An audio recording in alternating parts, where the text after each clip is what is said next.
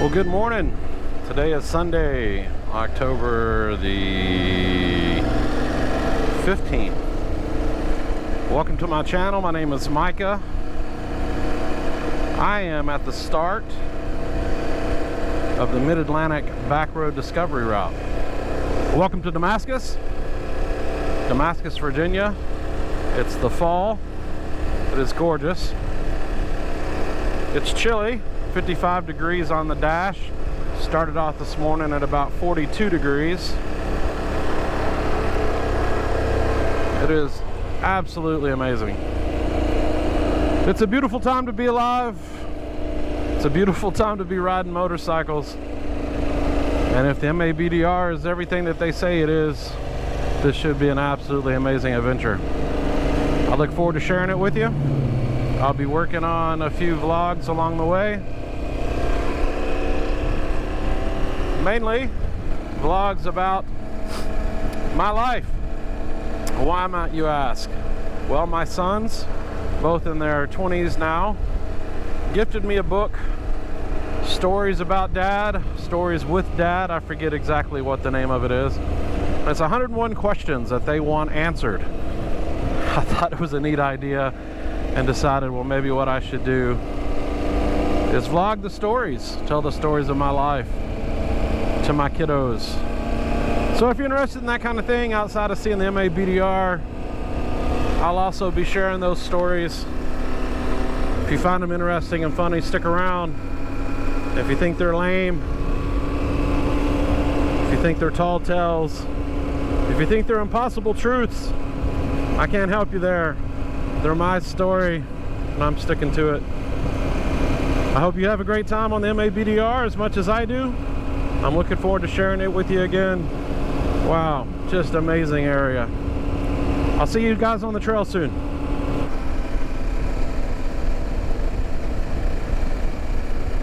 I turned the camera off, but I can't help but keep wanting to turn it back on. These rivers through these mountains, they're absolutely amazing. This time of year, it just does it justice. There's trout fishermen down in that creek. I don't know if you can see it or not. A lot of them are fly fishing. They've got all their waders on. They're moving through there, pulling out fish. I don't know what I want to do more. Hey, welcome to Tennessee. I don't know what I want to do more. I don't know if I want to ride or if I want to go fish. What a dilemma in this day and age, huh? Look at this beauty.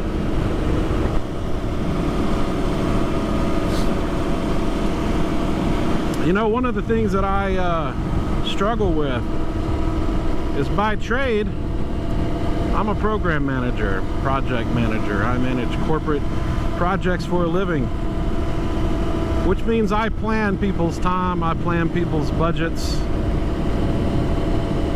and then I execute on those times and budgets. Yet in my own personal life, I could barely be bothered to try and plan a ride like this on the Mid-Atlantic PDR. I mean, I delayed it a day due to rain. As you can see, it's wet. It's pretty wet, but it's beautiful. I delayed it a day due to rain. And then when I leave out on Saturday, it's everything I can do to get out of the house. I find every excuse to not go. Yet when I show up here, I find every reason why I should have been a day earlier. It is amazing. Just gorgeous. Hey, I want to give a shout out to the BDR associates that's out there, or association that's out there. Looking forward to seeing more of the routes that they have to offer. It's a really good organization to get behind and sponsor. They go out and build routes like this for us all to enjoy. So if you get a chance, look up the BDR, Back Road Discovery Route. Find their website, do a few of these, and if you so feel led, sponsor them a bit, buy a bit of their swag. Just an amazingly gorgeous tree. Oh, I'm so distracted. Check out their swag, pick up some stickers, get a few Butler maps, help out the association.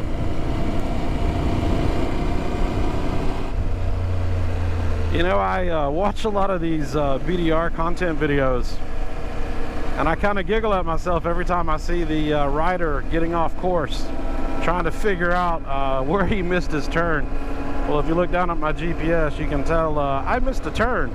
It was that quick, that simple, already gone. That's pretty hilarious. Anyway, we're making our way back to the first set of turns that I was just so mesmerized with all this beauty. But who wouldn't be, right? Coming back again. Beautiful creeks and rivers. I probably need to stop recording video and talking and go back to mapping my way. Well, no sooner did I find my way than I found this. A little bit of shame they've got some garbage on the road. Look at this.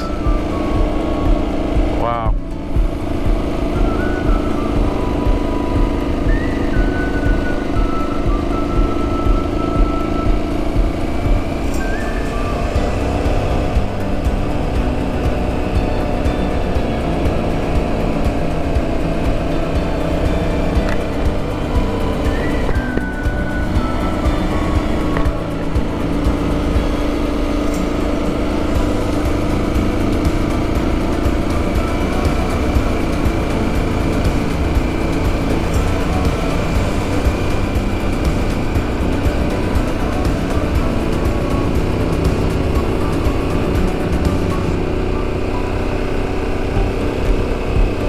It's hard to talk over the beauty of this forest.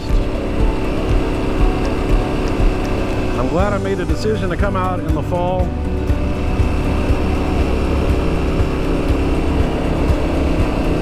We have a lot of good colors. I wouldn't say it's peak, but it's pretty darn near close to peak.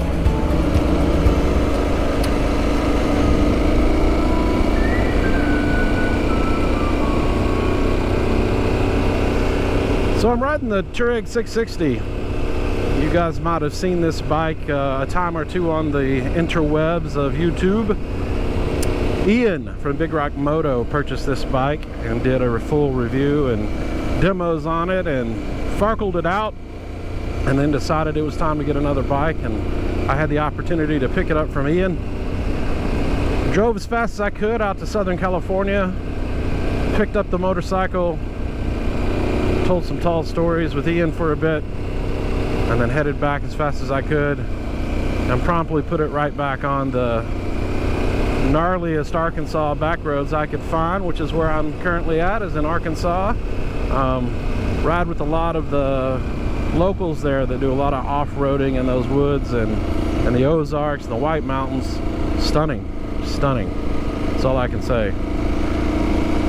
The only thing I think is more beautiful is this closed-in, gorgeous, rainy, drizzly forest of a road that I'm on right now. Anyway, this Touareg 660 just performed amazingly.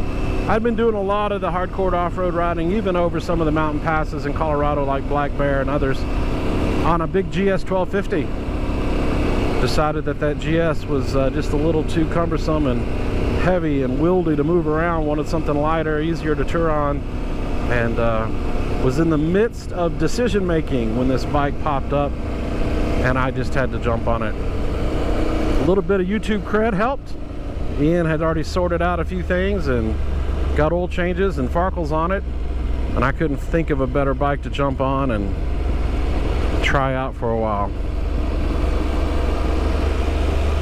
So in the coming years, I'll be doing all of the BDRs and the BDRXs on this bike if the mechanics of this bike are steady and true. I'll make sure that I'll bring you guys along. I'll vlog my journeys. We'll see how this Touareg does. More tall tales and strange stories of my life coming from that book, probably during those BDRs. So if you want to skip over those sections or find those interesting, you should comment and let me know. It should be pretty funny. We'll get into those a bit later. All right, let's see what else we got going on. Well, I found my way in the first little bit of gravel and waterfalls. I'm hoping to see a few more on this one. It's nice and wet. Gravel is. I hope that'll keep the dust down. Somebody lost a topper down there, like off of the back of a truck. That's pretty funny.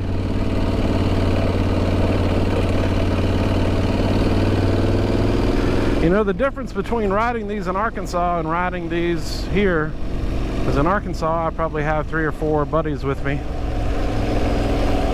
which means we ride way too fast for the conditions most times. And being solo on this journey, I feel like I need to ride a little bit softer here. Looks like I got a couple of cars I'm coming up on. Let's see if they'll let me get past them.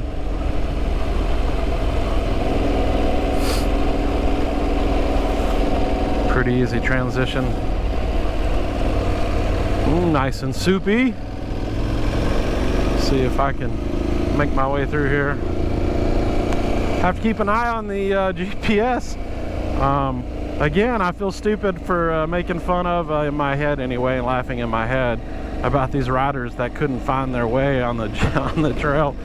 They kept losing the line, and then the first 2 things I do is lose the line. So that was pretty funny. Let's keep going, see what we can find. These colors are just absolutely amazing. Just stopped to take a few quick pictures, look at the local wildlife. Look at this place. Absolutely amazing.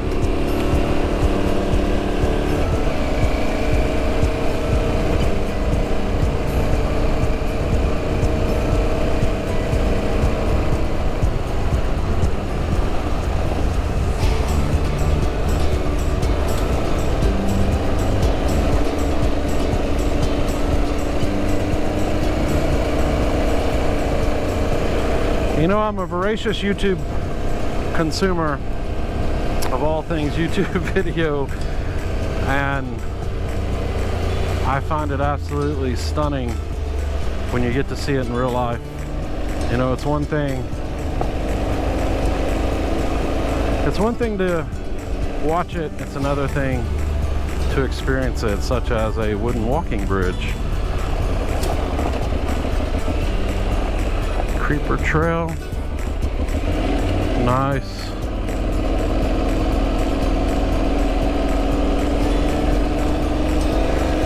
Amazing. Absolutely amazing. I'm going to shut up and just ride for a bit.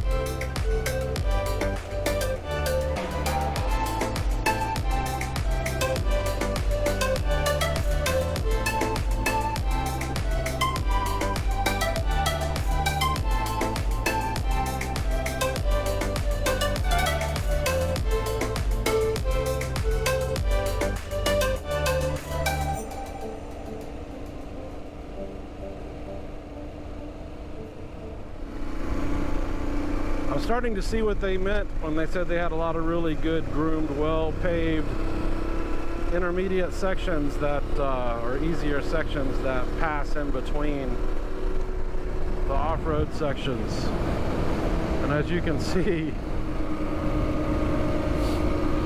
it is pristine.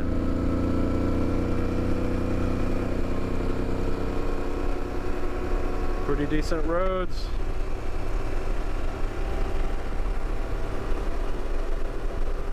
I didn't see a lot of these when I was watching the videos, the MABDR videos. I guess they get boring. People want to get all the cool off-road shots. But this time of year, these look amazing. Especially when it's rained overnight and everything is damp and all the colors are sharp. Road has a lot of debris on it. Wow.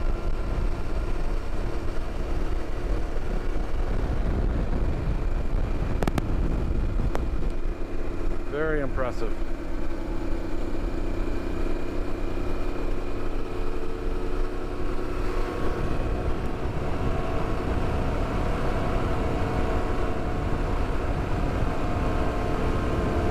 Oh, Confederate Bigfoot.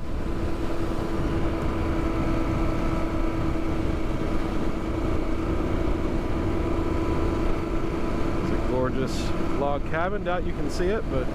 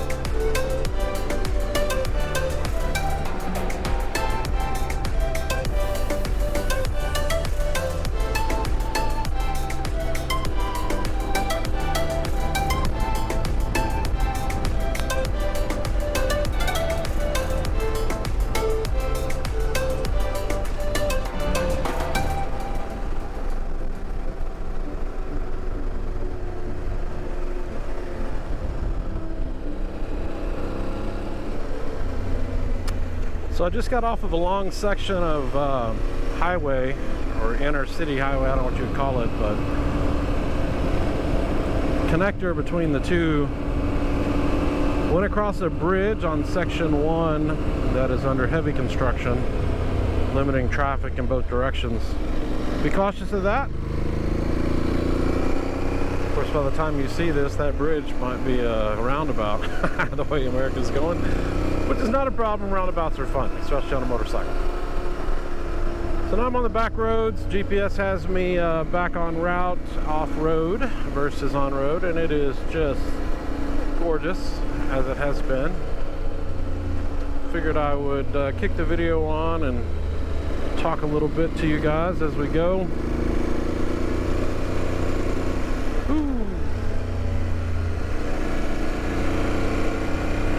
A little bit of debris on the road after the rain last night. They got a pretty good drenching Saturday and Sunday. Saturday, October the 14th of 23.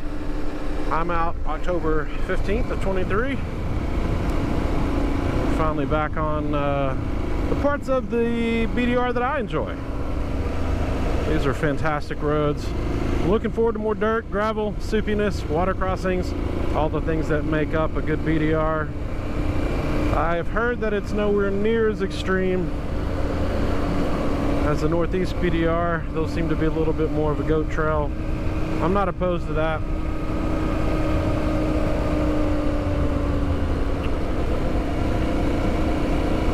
So this book, I'm going to talk a little bit about it. I've probably already talked about it, done an introduction to it, and told you what it is and what I'm going to be talking about. One of the questions that popped up that caused quite a bit of conversation between my wife and I was, what was one thing you had as a child that children of today no longer have? And I mean to tell you, we went on like a good 45-minute ramble between the two of us, trying to decide what that one thing was for each of us. And funny enough, through multiple stories of other items, we kind of landed on the exact same item about the same time, mainly because I was telling a story about something that I had, and it brought back a memory for her, and we both just kind of snapped into it. So as I was saying, my wife and I kind of came to the agreement at the same time that the thing that we had as a child that most children don't have today would be portable record players. I don't know if you remember these. These were like suitcase style record players that played 45s and maybe a 78 if you were lucky. But what got me to this is I remembered reading books as a kid, and these books had records that went with them. And you would put the record on this little bitty cheesy 45 player, and you would start to listen to the book, or listen to them talk to you about the book. And then in the midst of this, as it wanted you to go to the next page, you would get a chime or a bell or whatever they put out there, and you'd go to the next page, and you'd be so excited to read through the book and look at the pictures. For me, it was all about the pictures. I guess I'm a visual. Imagine that. But these portable record players were fun. One of my first records, I don't even know how I got it, but was, I think, is it Major Tom? Earth Below Us, Drifting, Falling, Drifting Weightless. I think that was the song. It was one of the first records I got, and what I remember about it is that it was the first real solid, unbendable, non-floppy disk style record. It was the very first one I had. I couldn't believe it. I played that over and over and over. Matter of fact, going back to the floppy, bendy ones, those books that I was telling you about, those records were a page in the back of the book. And that page you would tear out, and then you'd try to separate the record part, the round part, from the square part. I don't know, sometimes I didn't want to mess with that, and I remember putting the square piece on the record player, and as it'd come around, it'd knock the arm or something, and it'd skip the record. So I'd end up having to take it apart and try to get it done. Anyway, really fun, really fun. We had, I mean, for hours as a kid, I remember listening, doing nothing but listen to those records. The records I had: Peter Cottontail, Red Riding Hood, The Three Bears, the Wicked Wolf and the Three Bears. Those kind of records. Really cool. Brought back a lot of memories.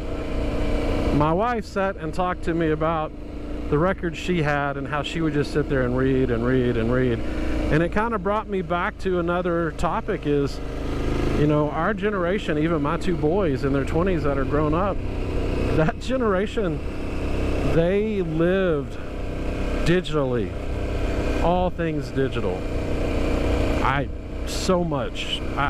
I'm trying to even think of all the things that they started off with, but always games in the hand, always games on the phone, just games.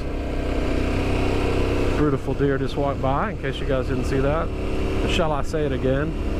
Autumn on the Mid-Atlantic Back Road Discovery Route in Virginia on Section 1 is gorgeous.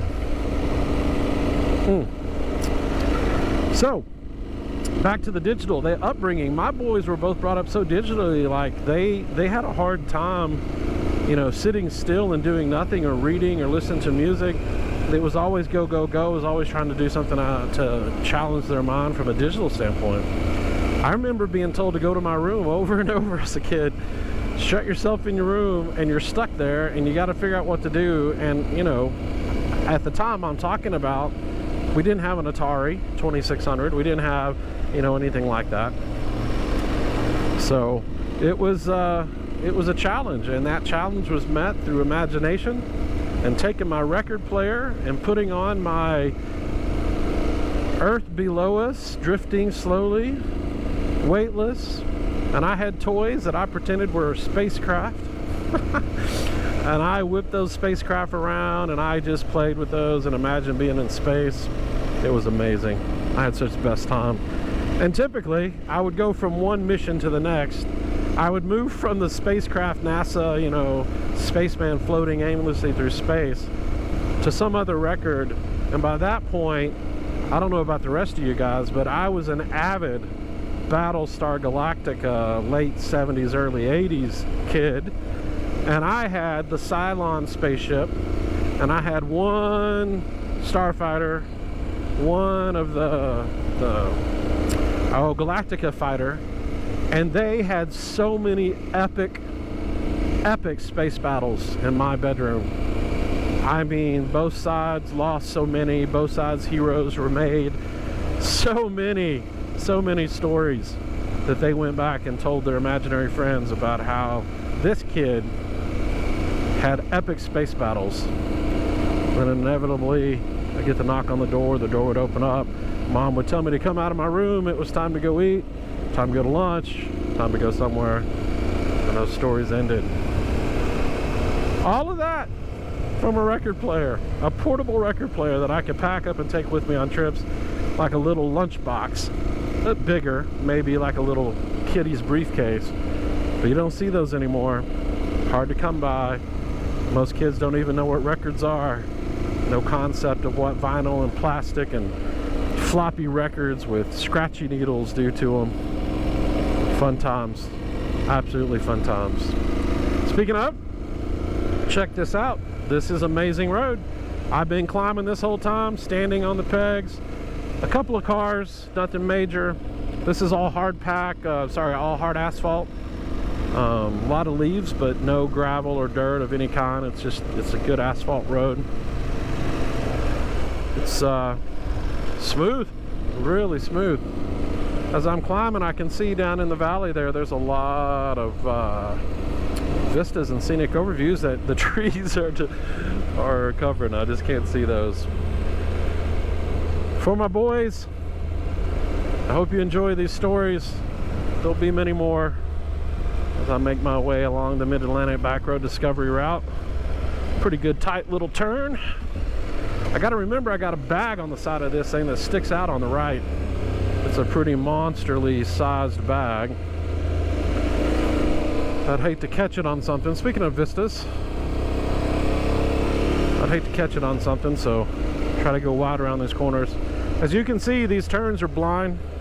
That truck came whipping around pretty good. He was doing a good pace. If I'd met him on the corner, we wouldn't have seen each other. As the BDR says, ride right, be friendly, be courteous. Most of these folks are just out on a Sunday afternoon doing what I'm doing, taking in the amazing backwoods. I had to let you look at the GPS. I don't know if you can see that. Look at that little blue squiggly line. Motorcycle Mecca. Hey, welcome back. Wanted to give you a quick update and show you the book that we've been talking about today.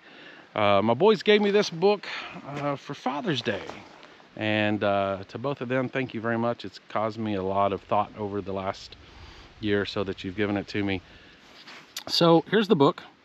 Dad, I want to hear, or Dad, I want to hear your story. 101 father-guided and keepsake journals to share his life and his love. As an example, just something that I wanted to kind of go over and share. You know, what's your earliest memory? What do you have as a child that kids don't have today? have a pretty interesting story on that one. What comes to mind when you think about growing up in your hometown? What are your memories about the houses you lived in as a kid? Did you have a favorite? On and on and on these questions go, and I'm looking forward to sharing with my children every one of them. What have you changed your mind about since you were young? What do you most regret in your life? Fun stuff. So, on the road, sharing, vlogging, working, having fun. This is the monster. It's doing the Mid-Atlantic BDR with me. I'm really enjoying it. These are the kind of roads we're on. Beautiful fall. Sounds like somebody's getting ready for hunting season in the background. Just gorgeous. See you on the road. Still making my way down this mountain range. The trail's cool, covered in leaves, a little slippery. Knobbies tend to help, I guess. I mean, I'm making an assumption. I haven't had knobbies on this type of stuff, but seems to help a little bit. One note, did air down the tires just a bit for the slimy stuff. See how they do, see how the tire wear happens. Yeah, I can feel it moving a little bit, nothing bad. But under heavy braking, it definitely wants to move around. Gotta ride cautious on these leaves.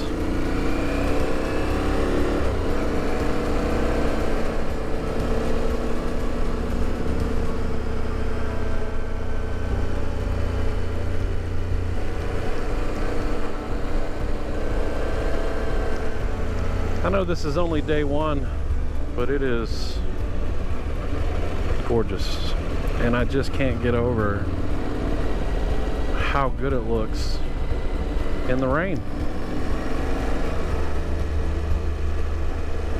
The leaves all look crisper on the side of the road. The road's darker, the rocks are darker, which makes the leaves pop out even more. My goodness.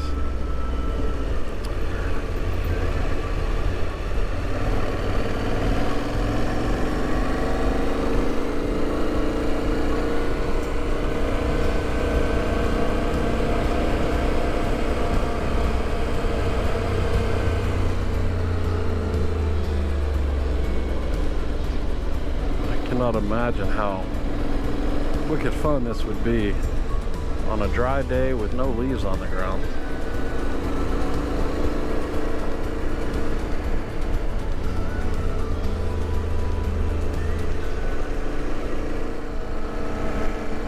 Interestingly, I lost my way again. It seems like something that's pretty easy to do out here, trying to follow this trail, follow this little blue line. Making my way along, if not the song, and not going downtown. The next thing I know, I look down and I'm completely off the route. Again, all I can think about is how I chided in my head these riders who lost the route over and over. Oh my, I am one, and I know why. I understand it now. We lose our way because we're too mesmerized and awed over the surroundings. We're looking at everything. At least for me, it's the first time I've seen anything like this on this side of the country. Haven't really ridden my motorcycle in Virginia, West Virginia, Pennsylvania, and these back roads are just epically fun. I saw a post on the Facebook group for the Mid-Atlantic that talked about walnuts being on the road. Watch out for walnuts. They ain't lying. There are some pretty decent sized walnuts floating around on this road, and if you're not careful, you will clip one and dance that front wheel around. That said, I haven't actually clipped one yet, but I've come close. There's a lot of them under the trees.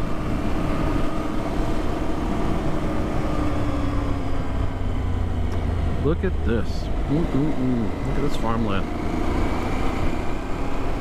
I remember seeing this on another video that I watched, this exact area, and I think they were hauling hay or running hay at the time, and I thought, man, this is just gorgeous the way that the hills roll, and they're right there up against the houses.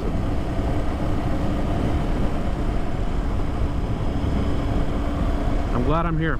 Again, there's a huge difference between watching YouTube videos of this type of ride and just getting out and experiencing it. And if you've got the time and you can work out the budget to make it happen, you've got to get out here and see this.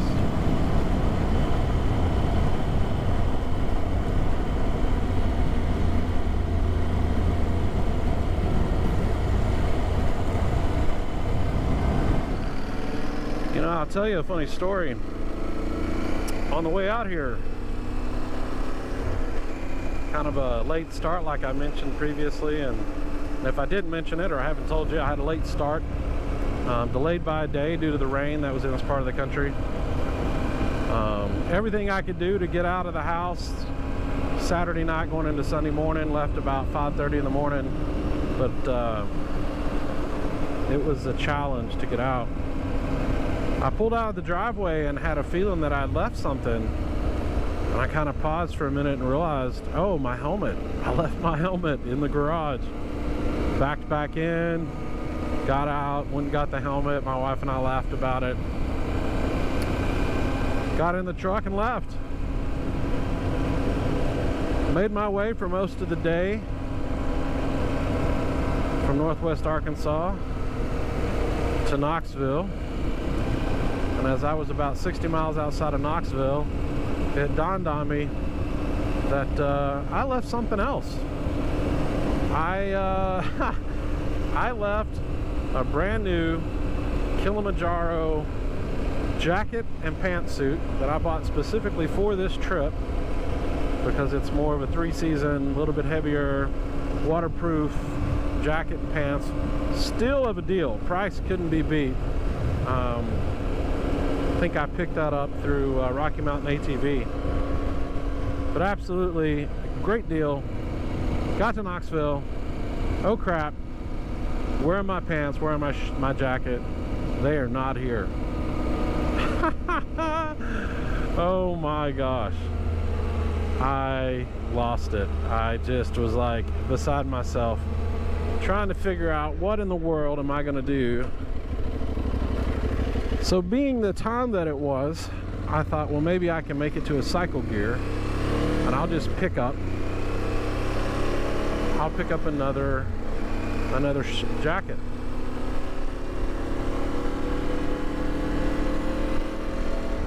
I'll pick up another jacket and pants.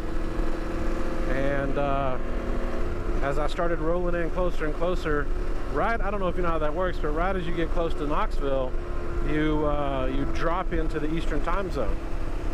And sure enough, dropped in the Eastern time zone. Now I'm an hour delayed, or sorry, an hour after their close time. So started trying to think, okay, well, I can't get to cycle gear. I don't want to get up in the morning and backtrack. I don't want to be late another day. What can I do? I've got all, you know, normal gear to keep me warm if I wanted to ride without a jacket and pants. But it's supposed to rain still on Sunday. What do I do? I decided that it was probably best to try to go to Bass Pro Shop and see if I could find a guide gear suit, something that is waterproof, not necessarily has all the fleece lining like a parka, but really more just about having some cold stop and some water prevention, and having a little bit of slide resistant if I was to hit the ground at any point on this journey.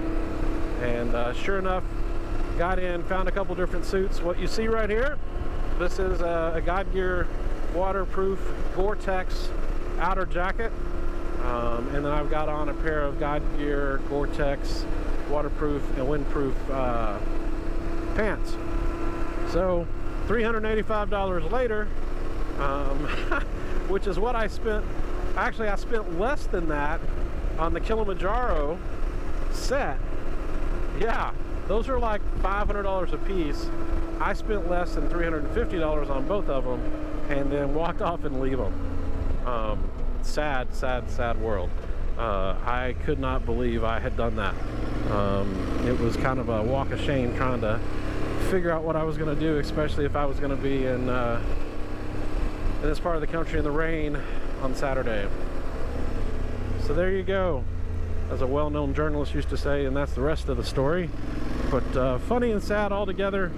I guess we make it work, make it do. We'll see how it works.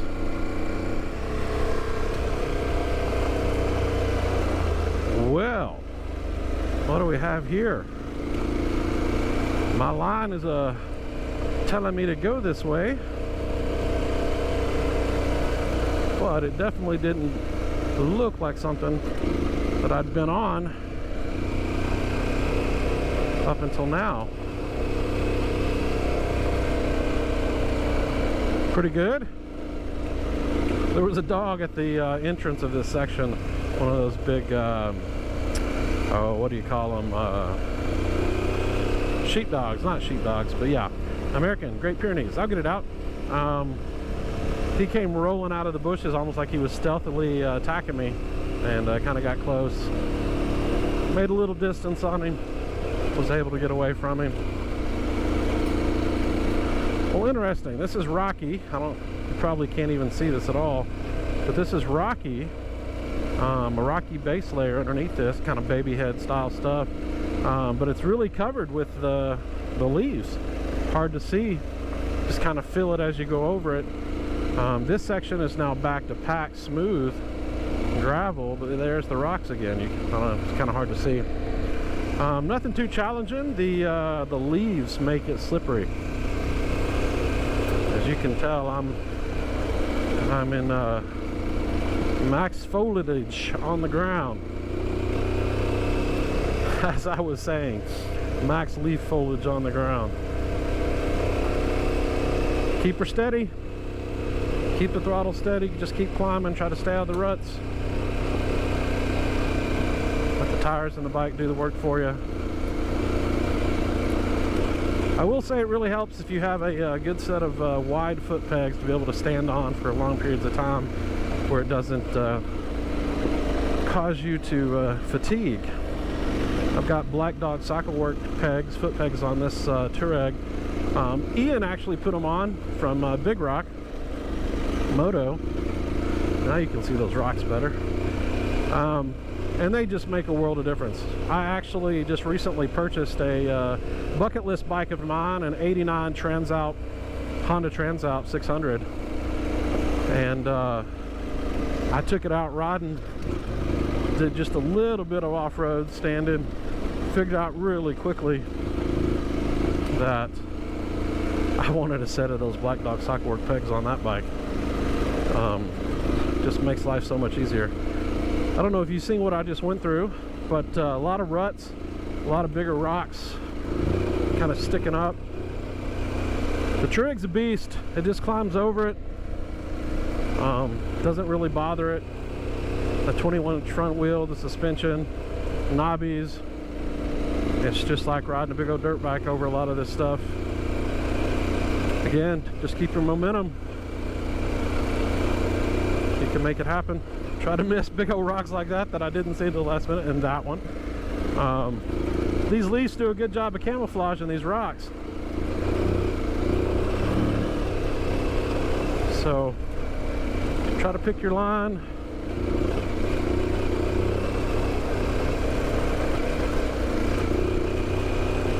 I was hoping that if this is one of those gnarly sections like Tub Run Road or something like that, I'd be able to see it. If it is, I didn't even notice I was on it. So let's see if we can make our way on through this.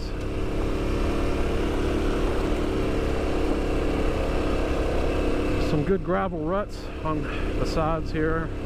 Kind of keeps your bike in the middle.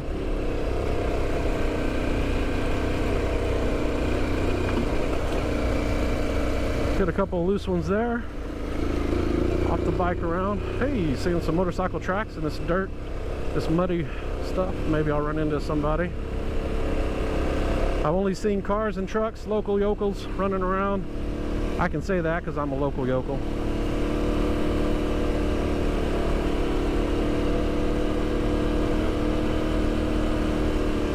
Yeah, I've noticed this gravel, I don't know what it is about it. It's different than what I run through when I'm in Arkansas. This gravel likes to kind of grab the edges of your tire. It wants to move the bike a little bit more than stuff I've been running in Arkansas. Try not to repeat myself there, but my thought train was about that. A bit of a 180. Sliding around a bit. It's a little greasy, not bad.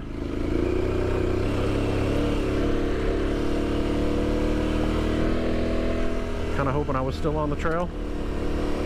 I am. I would say this has kind of been the first, I wouldn't say challenging bit, but the first technical bit that I've done since I've started. Wow, look at this.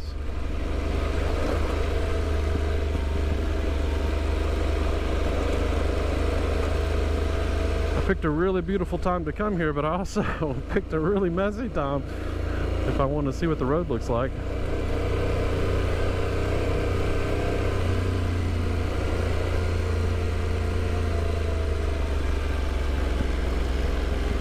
Just taking my time, hoping it's not too greasy.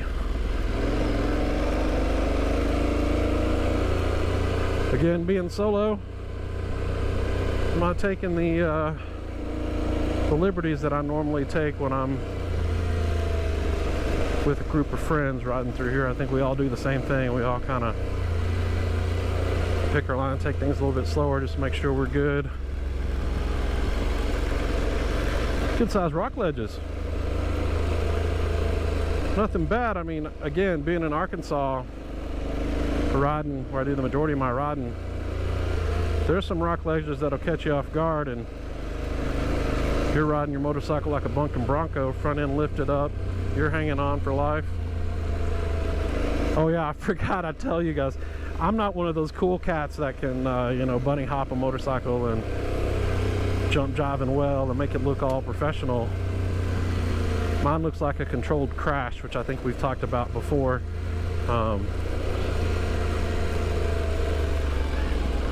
Fun stuff. Fun stuff here, man. Really fun. I'm seeing these motorcycle tracks. I know they're fresh. I don't know how far ahead of them they are of me, but they are definitely fresh. What's funny is I buy so many tires for my bikes on and off road that I can kind of recognize that the motorcycle tire is a Shinko 244. Isn't that just nerdy? So I'm sure somebody's running a dual sport through here. One of those Shinkos on there.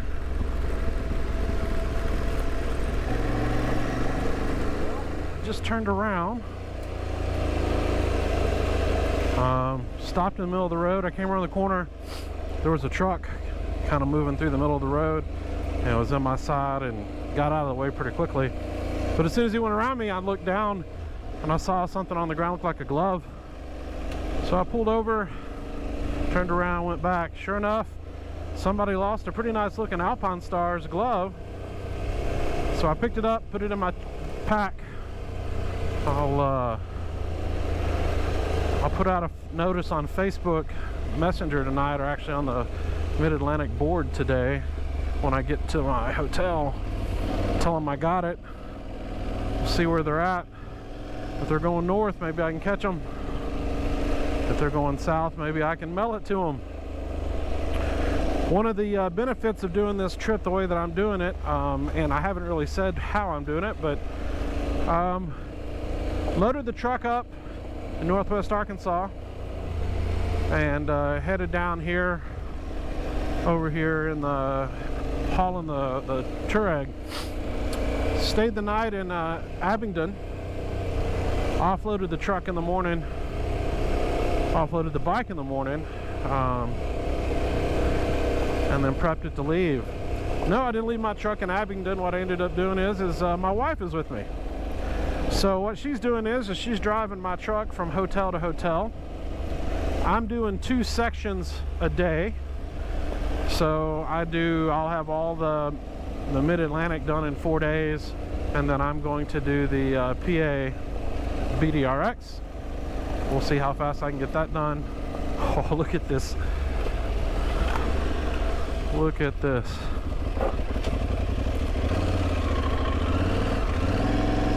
I don't think this is right. Yep.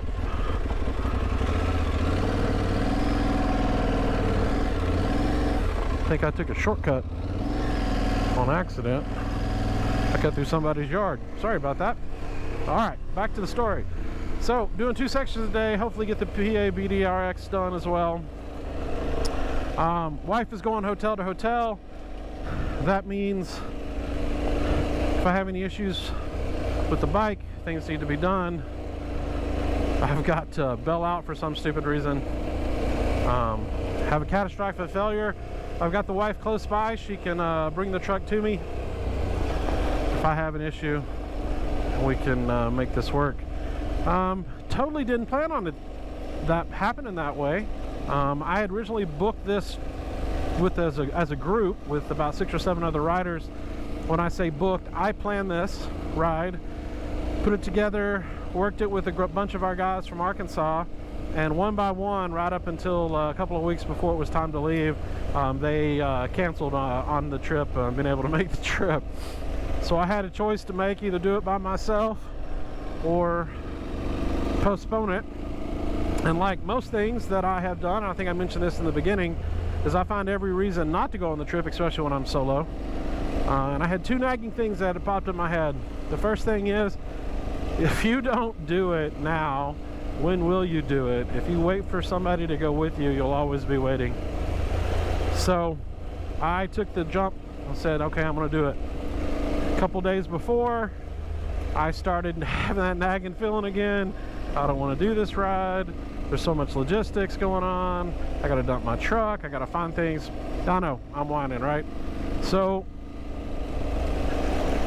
I was laying in bed, thinking about the ride, trying to go to sleep, and I had a flashback.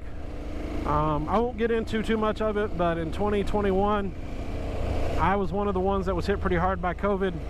Landed myself in the hospital. Was there for 7 days. I was sick with COVID 11 days prior. When I got to the hospital, I had pneumonia. It was a COVID pneumonia. Got into the ER. When they started assessing me, they were in full triage mode. My oxygen levels were super low. Actually, like 63% oxygen level low. And I had one of the docs, the ER doc, come in. Real skinny, fit lady, tattoos on both arms.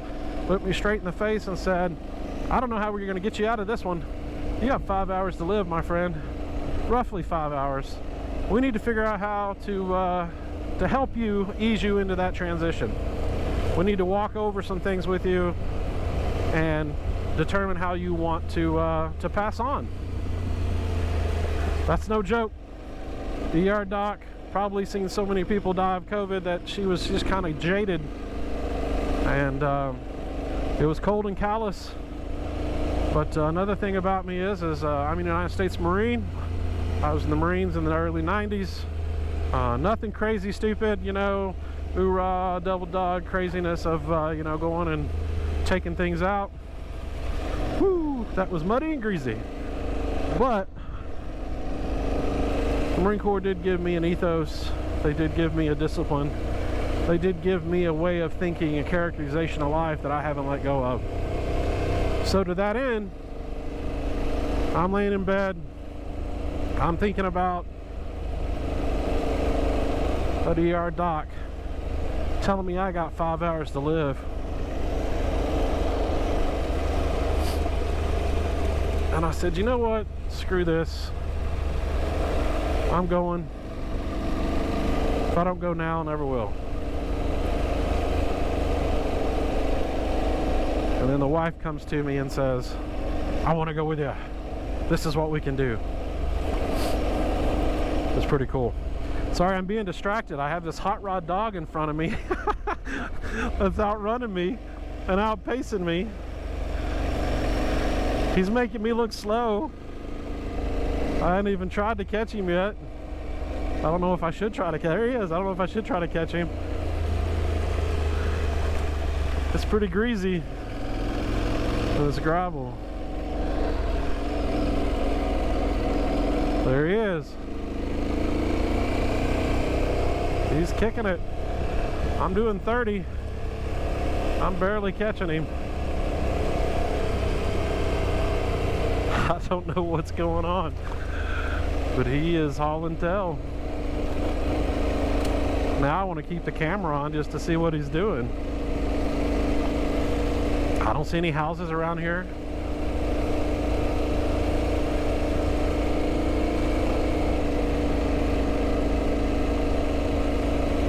Oh, he's tired. He did good. Wow. He was killing it. When they tell you to ride right, they're not joking. There are a couple of turns on this I just went through before I turned the camera on that are completely blind, 90-degree turns. You better be on your game if you're going through that. Hate to meet a car halfway around. The other thing I find absolutely fascinating is the number of houses that are back here. Just in the middle of nowhere. I passed a house not too long ago that had two old women, and when I say old, one had to be in her 80s, barely walking with a cane, but she was toting a gas jug on the left-hand side of her body.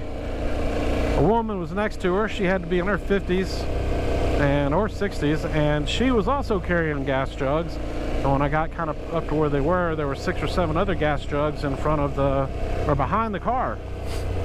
So my assumptions are that they were prepping fuel. They were prepping something like, I don't know, for fire, maybe they were carrying kerosene, not sure. Hopefully no arson at that age. It'd be hard to run away with a cane, 80 something, shuffling. I know, sad thought, right? Anyway, beautiful road. I can't stop saying it. You'll get tired of hearing me say it. As you can tell, I'm just meandering along, doing my thing, and this is just an epic road. It's nothing special as far as, you know, technically speaking. The leaves make it a lot more challenging just because you can't see anything on the road if it gets really bad. But specifically, on a technical basis, it was a little greasy back there in a few spots. I have to admit, having knobbies on a 21/18 rear really helps just kind of walk right through that. I was thinking about this right before I started recording. Kind of what caused me to turn the camera on is this has been very, well, let me just say it differently. This is effortless on this Touareg 660. Uphill, downhill, steep angles, off bank, things that I would normally be very hesitant on my 1250 GS just due to the weight. I run knobbies on that. I've had it in Baja. I've had it on the top of Black Bear. I've had it in Slate and Shell. I've had it in big, I don't know what you call it, not baseball size, but plum size gravel. That thing just digs in. It's like driving a big old Range Rover SUV. It just plows through it all, but it's nothing that you want to have to wrestle with all day long. And I can honestly say that this has just kind of been a non-event on this Touareg. It's easy. Every time I stop and get off the bike, get back on, it's easy lift. One time I was in New Mexico on the side of a mountain with a bunch of guys. They all loaded up to take off. I jumped on my GS and tried to pick the thing off the side stand. I couldn't pick it up. I was absolutely stuck. A buddy of mine saw me not leaving. He turned around and he was like, "You need help?" And I was like, "Yeah, come here." So he got up next to me and I could push off of his shoulder, and I was able to get the bike uprighted. The switchback, like what you just saw there, I set down because I wasn't in the right gear, but you know, on the GS it would have chugged just fine around that switchback, no problems, just like this Touareg. But the approach angles would have been different. the weight that you feel on the bike would be different. And then last but not least, I guess I'll mention this because I've only ridden one other bike that has the quick shifter the way that this one does. And this Touareg 660 quick shifter, after first gear going into second, it's butter. It's the only thing I compare it to, if you were to rate them, I've ridden a lot of bikes, and if you were to rate them, I would say the KTM 890 and the Triumph Tiger 900 Rally Pro, those are so close, and I would call them number one. I would say both of them are number one. They're just so similar. This Touareg would be a hot second. I mean, very close second. And here's my reasoning for that. The KTM 890 and the Triumph going up and down are effortless. This Touareg 660 going up through the gears, effortless. Going down through the gears, specific. Meaning, roll off the throttle or, tease the clutch. But it'll go through the gears all the way down, just tap, tap, tap. But you gotta have the throttle off. On the Triumph and the KTM, I never noticed that. If I was wanting to go up, went up. If I wanted to go down, even under throttle, I could go down really quick. So, my opinion, Triumph and KTM, number one, Touareg number two. My BMW works well under full load. So if I'm like really getting it just at high speeds, it works great. If I am lugging it like this, it doesn't like the shift. It'll do it. It's just clunky when it does it. Kind of protest a bit. I guess you can see I'm climbing, kind of getting to the top of this mountain range again. Switchbacks are fairly non-eventful. Slow down, take your time, whip around them, give it gas, throttle out. You'll be good to go. If you get a chance, I'm all in. If you get a chance to do the Mid-Atlantic, I mean, Section 1, I ain't made to Section 2 yet. Section 1 has just been fantastic. I would say for somebody that has decent motorcycle experience and, has done more than, I don't know, 6 months doing kind of gravel and off-road, they should be well equipped to do these rides right now. You can get the fundamentals and understand how your bike is moving on this stuff, I don't think you'll have an issue. I was actually thinking about bringing my GS on this one just because of the road sections, but I had made a commitment to myself that when I bought this Touareg 660, it was going to be my dedicated off-road kind of dirt weapon, and live or die, this thing was going to run the BDRs. So I will have all 12 BDRs on this thing before I let it go. What did my dad used to say? If God willing and the creeks don't rise. Well, it just came off of a really long section of pavement, and it dumps me back into this, which is absolutely gorgeous. Still on Section 1, getting close to Brushy Mountain Restaurant or Brushy Mountain gas station. I'm debating on maybe stopping and getting something to snack on. Nothing heavy. It's 1:39 Eastern, so I probably need to keep my time up. Looks like we're taking a quick right here. Managed to not miss this one. Just taking it easy. See what we got back here. This looks like it's going to be fun.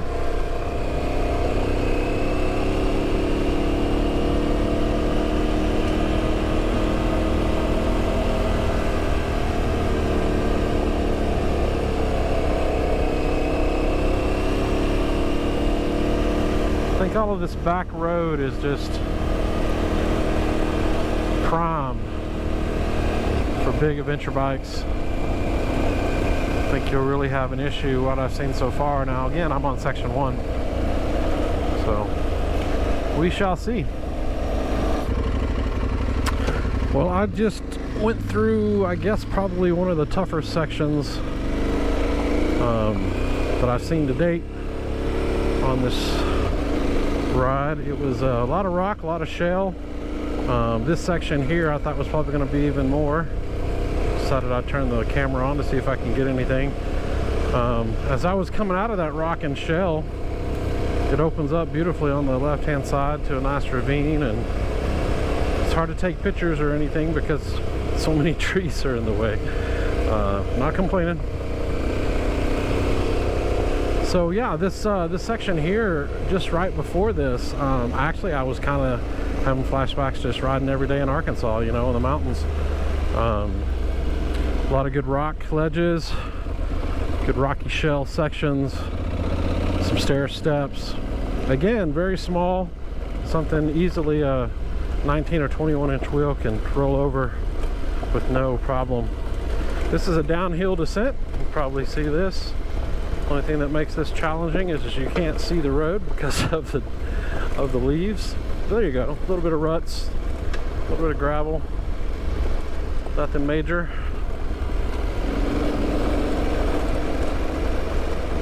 Still beautiful. Ran across a couple walking their dog, and I thought the dog was gonna come unhinged, trying to either come get me or say hello. I don't know which one, but he was coming undone. Hey, a little bit of a rut. Check that out. Yeah. Stay to the left. Cross over. Go high side.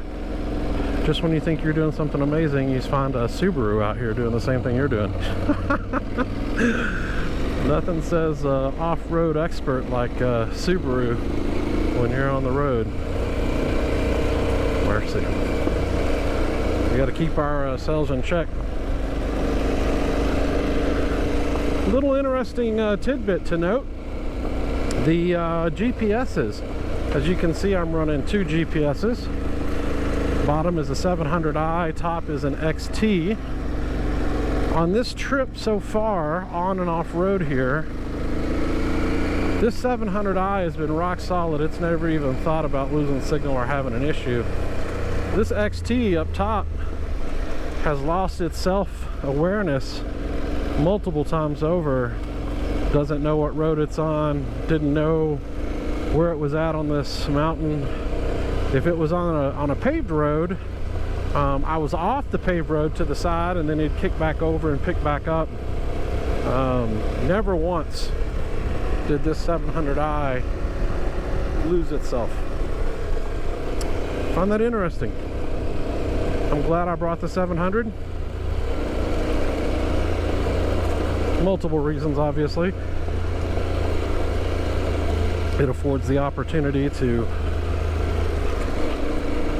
call for help if I slide down a ravine like that right there. Oh, that is gorgeous. Look at that. Absolutely amazing. Guess I'll have to stop and take a picture of this one.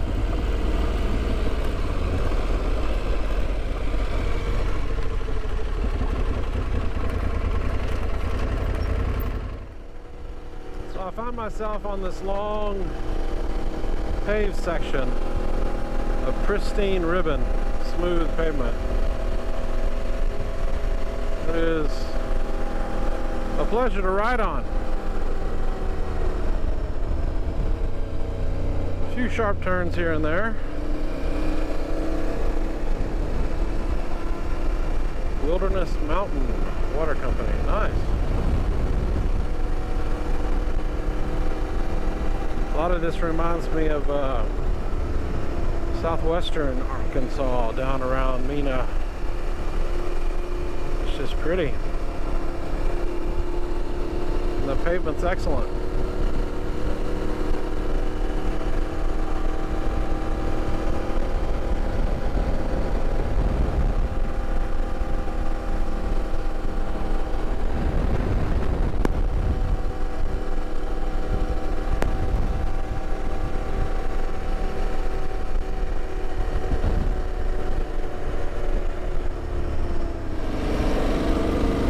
So I turned off that really beautiful smooth pavement road and picked up this fast-flowing gravel dirt packed kind of hard road. I had seen this on a couple of the videos And in those videos, this was always pretty heavily graveled. You can see it on either side of the middle, the side. It looks like some of that's been done now. Except a few of these corners. Check this out. There we go. See, we got some different gravel there. But generally, this is pretty fast flowing. I'm running 40, 45 through here. Maybe slower in the turns.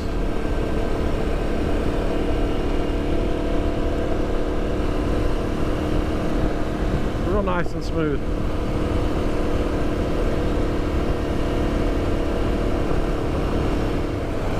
The sun's decided to come out and peek through the clouds a bit. It's really making these colors pop.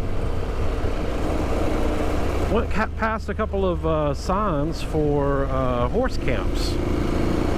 So I guess I'm in that section where other people have pointed out there's a couple of different horse camps. There's also a road for Lion's Den Road. That sounded interesting. Not sure what I'd see, maybe just a cave. You know, a while back I passed a sign for Dismal Falls, and I remember seeing on the sheet on the Butler map that Dismal Falls was something that, you know, was a decent place to go check out. This time of year, as you go up the hill around that Dismal Falls area, you look down, you can actually see the falls from the top. I kind of understand why they call them Dismal Falls. Very flat cascade of stone that ends up in a waterfall. Reminded me of Tishomingo, Oklahoma. If you've never been to the Blue River in Tishomingo, Oklahoma, the Blue River is made up of a lot of different waterfalls along that edge. I fished that a lot as a kid. My mother and father apparently had their honeymoon in Blue River back in the 70s, early 70s. My father, as far as back as I can remember, used to go there for trout season, sometimes just to get away, but typically for trout season. Trout season started on November 1st. So October 31st, we would always head to the river, and I'd end up spending the night. Woo! Slick! Ah! Trying to tell a story. Rocky. Whew. That was that one almost got away from me. That's fun.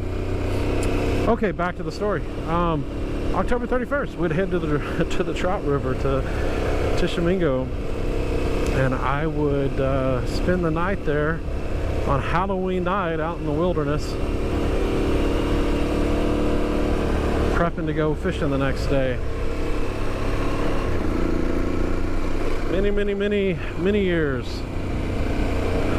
we went to Tishomingo.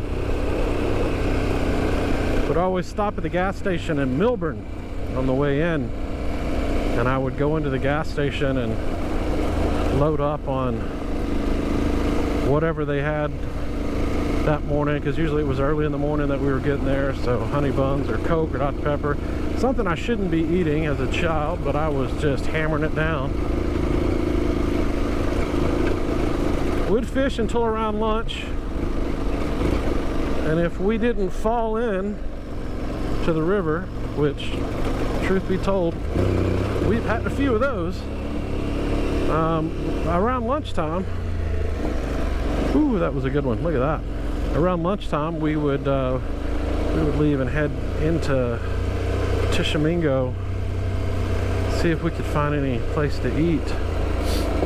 All manner of different places there, usually mom and pop kind of stuff. Every once in a while, we'd hit a Pizza Hut there. Fun to be with Dad, fun to be fishing with him. Funny thing is when I was a kid when I was younger, and we talked about, I just said if we didn't fall in.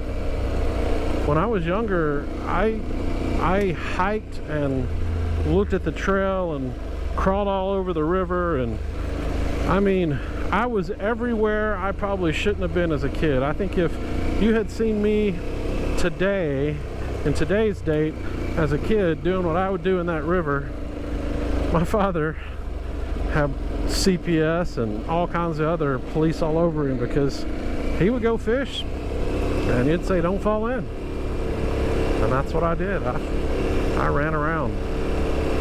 After I get bored with that for half a day, I come back, sit on the bank, fish a little bit. Sure enough, catch a fish, get me all excited, spend the rest of the afternoon trying to catch fish, and figure out that right there was a waterfall of gravel. Or so it would have been a couple of days ago. That was nothing but deep, heavy waves of gravel that this thing just went through. Whew, sorry.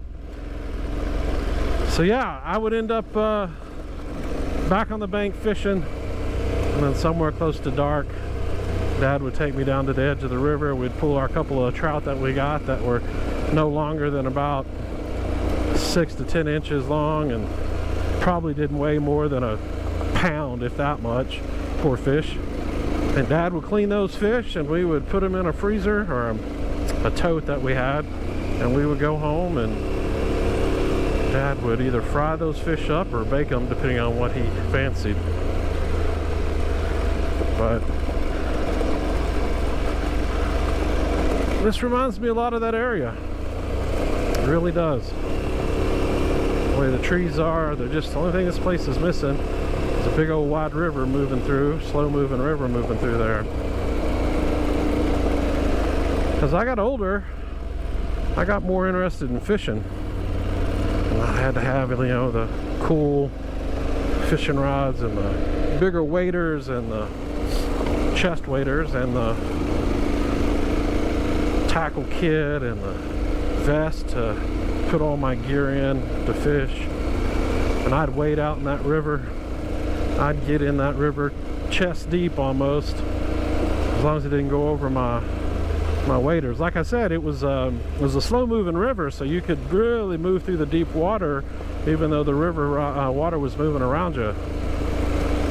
And I would get in that deep water, and I would use a technique that my old man taught me on fishing for trout. Upstream, throw upstream, let it float down. Use the salmon eggs, use really small treble hooks, and those trout would just suck that salmon egg right in. I'd put one salmon egg on that treble hook, because that tells you how small it was. Another waterfall of gravel.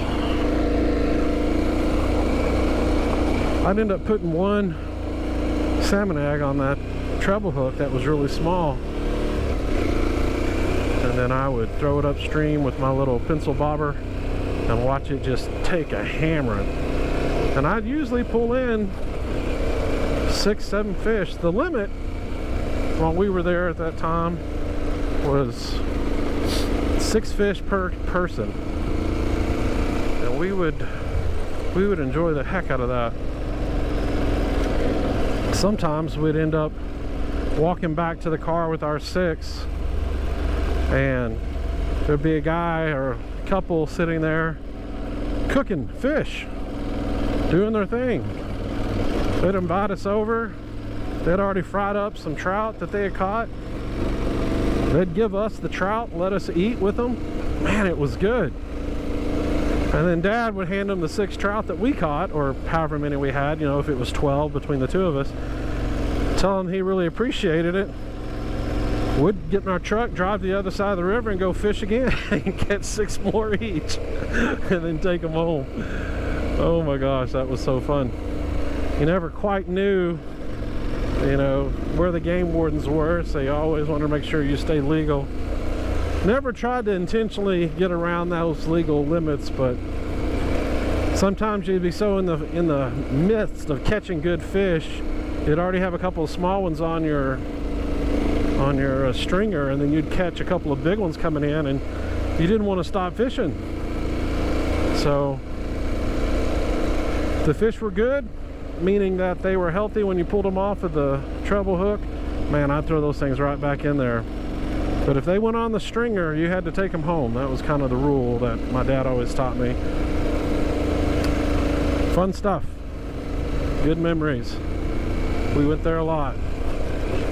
Matter of fact, truth be told, after my dad passed away in 2012, I really didn't have a chance to grieve.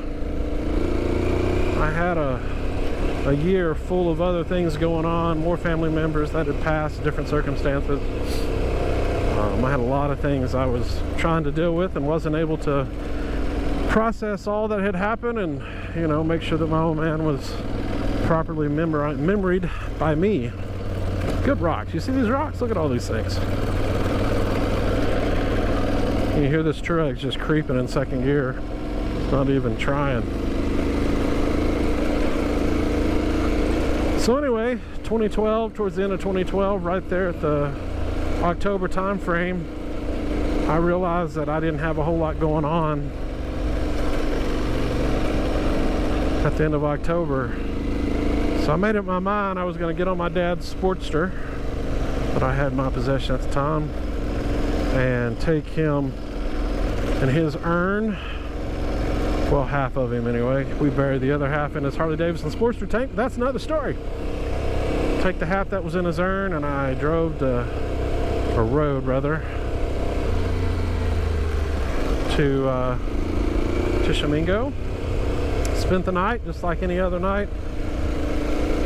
Trout season started that first morning.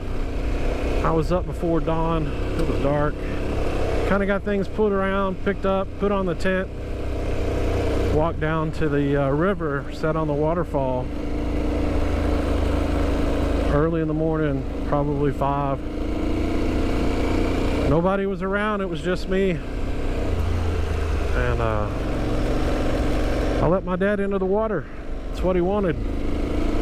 I always wanted to be spread across Blue River. And that's the best I could do for him at the time. What's pretty amazing about that story, that didn't seem like anything special, and I probably broke a few state laws doing that, but what was special about that story is that it wasn't 30 minutes after I put him in the water and I was sitting on the waterfall kind of watching his ashes melt away at the bottom into the water. A guy came walking down close to where I was at, kind of in front of me, and I never got to see his face, but he walked right in front of me. Didn't see me. Of course, there was a couple of trees in our path, but he didn't see me. Walked right in front of me, walks out into the river facing the opposite direction, well, the way that the sun's coming up, so he's facing east. Gets in there and starts to fly fish, and I just froze. And I froze because he had the same waders as my dad, had the same jacket on as my dad wears in the mornings cold, same type of hat that he had on, same vest. It was like looking at my dad from behind fishing in the stream. I couldn't believe it. I was absolutely shocked at what I was looking at. I didn't know exactly what I wanted to do. If I wanted to go over and say hello to him, or I wanted to just kind of wait and see what happened. So I began watching him a little bit, and all of a sudden the heat off of the, well, maybe it was the cold, but the steam off the water started to rise kind of like a tornado, you know, off the water, and it kind of made this vortex, tornado vortex that was a foot high maybe, and it made its way over to that guy fishing. And after it made its way over there to him, it kind of wrapped him around, it kind of enveloped him in it, and then it disappeared. And I was just kind of in shock, and I looked down in the water, and when I did, all of the ashes that I had put in the water below my feet and where the waterfall was, they were completely gone. I was staring at the bottom of the river. So I took that as a sign. I did my part for my old man. That's what he was looking for. I did that for him. I got to grieve. Had a great motorcycle ride back Northwest Arkansas from Tishomingo, and made it home in time to get some food, take those special memories with me, And now hopefully passing them on to my two boys. Thanks for listening to my ramble. I think you guys seen some of the technical bits I've been on. It's a great trail. Really enjoying myself. You guys should get out here.